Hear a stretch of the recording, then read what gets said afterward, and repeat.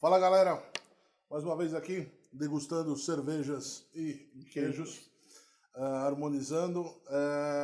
Usamos esses 6 queijos para os vídeos anteriores ou para o Cervejocast, enfim, já foram usados.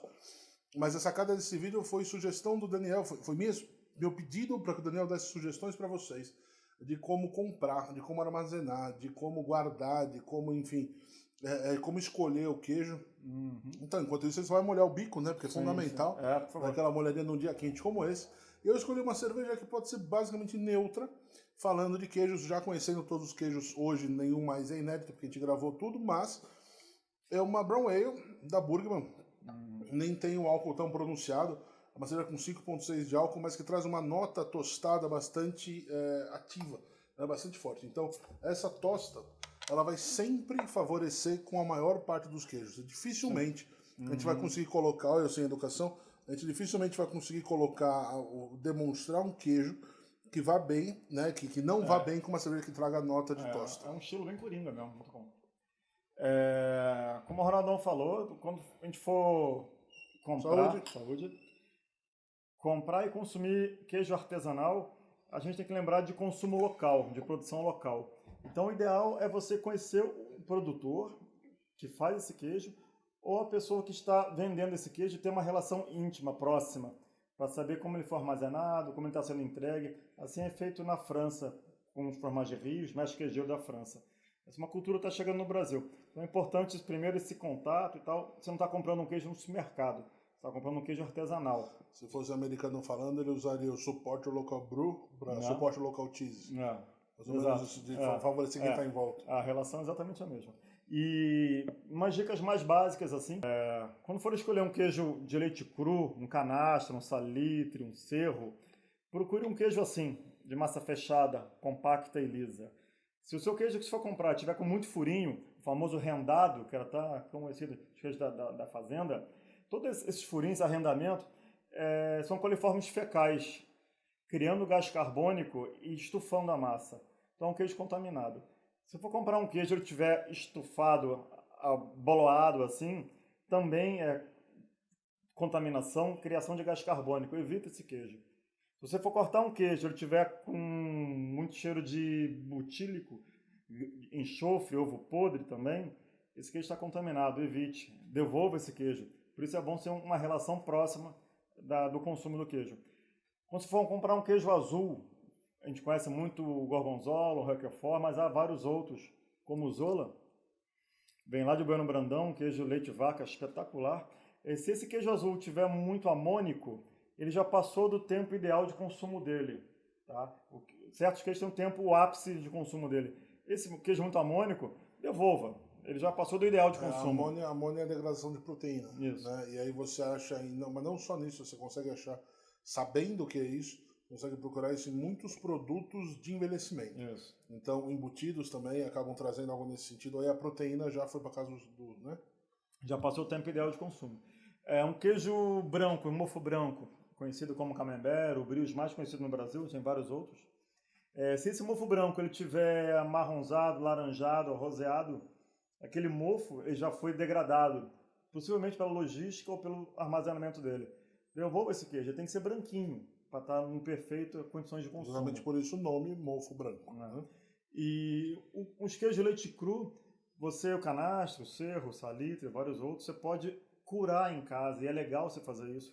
Você compra uma peça inteira no início da cura dele, com 22 dias, como deve sair da canastra, e deixa ele evoluir na sua casa, deixa ele agregar sabor, textura, nota sensorial, e você começa comendo ele puro, começa fazendo um sanduíche, acompanhando um café, depois ele mais seco você vai fazer uma macarronada, um risoto, depois você leva ele para preencher um pão de queijo, trazer aquela textura amarronzada na casca do pão de queijo, no final você vai estar ralando ele, vai estar comendo uma bela cerveja envelhecida, deixa ele evoluir na sua casa, vai agregando história.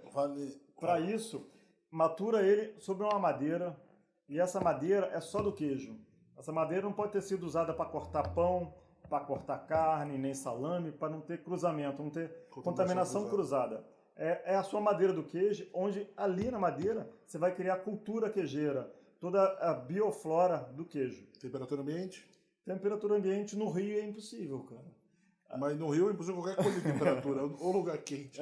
Aqui em São Paulo é possível.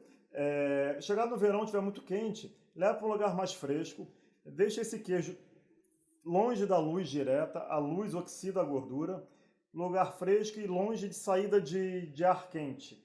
A gente vê muita gente colocando o queijo sobre a geladeira. Não é o local ideal. Sobre a geladeira sai o ar quente do motor da geladeira que vai estragar o queijo. Põe uma cobertura, não precisa? Põe um paninho. Tipo uma tule, uma cobertura de tule. Um paninho. Sabe aquela cestinha de Sim, bolo? Isso. Perfeito aquilo. Que você deixa respirar e evita atores externos, moscas, mosquitos. Bom, vale lembrar que o que ele falou sobre o mofo branco quer dizer que tem a ver com o mofo branco. Esse queijo, por exemplo, tem esse mofo, essa cura que traz essa coloração. Isso é altura, não? Isso é altura. Que traz essa coloração que lembra, que o aroma lembra bastante madeira e tal, e ele é de fato maturado no porão da fazenda, ali numa área voltada para isso, ou este outro, que também é bastante forte no sentido a coloração e dos aromas e tal. Então quando você fala que o mofo branco não pode ser de outra forma que não branco, mas não quer dizer que todos têm que ser branco. Não, tem várias coisas. Você tem uma série... É uma flora bem grande. Então é importante conhecer o que é o estilo do queijo, da mesma forma que a gente fala de conhecer o estilo de cerveja. Então tem uma questão gigante de expectativa, né? Se você chega, por exemplo, esperando uma Pilsner e alguém te oferece uma cerveja de trigo, você não vai gostar. Né? Se alguém te oferece uma Stout, uma Brown Ale, você não vai gostar. Então, uma dica bacana é tentar descobrir o que é a proposta do queijo que você está consumindo.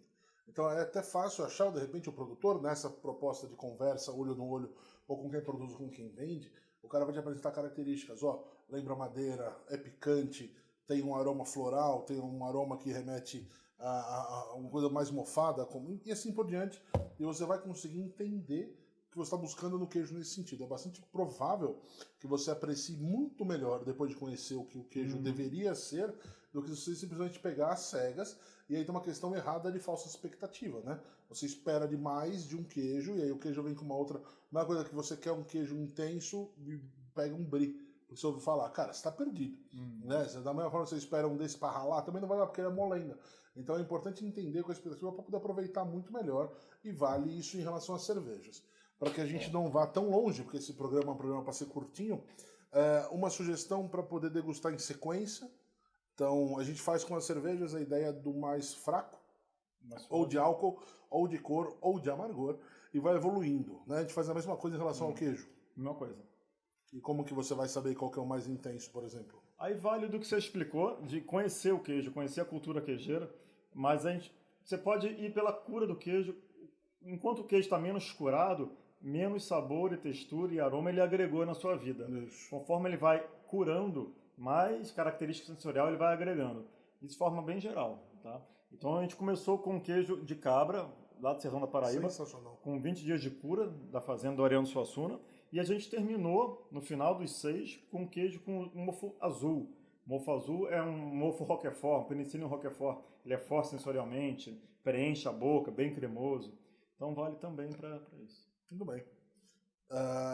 Eu já comi bastante, vou continuar comendo, porque adoro queijo com cerveja. A brincadeira foi boa hoje, né? Foi ótimo. Hoje eu trabalhei, mas tarde inteira. Valeu pra caramba comer e beber por aqui. Fica a dica para vocês procurarem. E uma coisa que eu sempre digo nas minhas aulas de harmonização, que o pior que pode acontecer numa harmonização é você ter que comer separado de beber. Nada pior do que isso. Comprou a cerveja, comprou o queijo, juntou, não deu certo, vai um por vez. Né? Então, às vezes, nem tudo é feito para funcionar perfeitamente. E é uma questão que, para quem não tem o conhecimento prévio, tentativa e erro. Então, assim, pegou uma cerveja, provou, não foi a melhor sugestão que um queijo, deixa de lado, come o queijo, se divirta com ele. Depois acabou, pega a cerveja, os dois estarão bons isoladamente, de repente eles não foram tão bons juntos. Então não foram feitos um por outro. A gente respeita esse momento de cada um e beleza, depois continua aproveitando. Fica a dica pra galera se inscrever na nossa página, curtir os nossos vídeos, indicar para os amigos, e semana que vem tem mais. Se vocês estivessem aqui, eu estaria, né, dividindo o queijo, então eu vou comer sozinho mesmo. Muito obrigado, gente. Valeu, galera.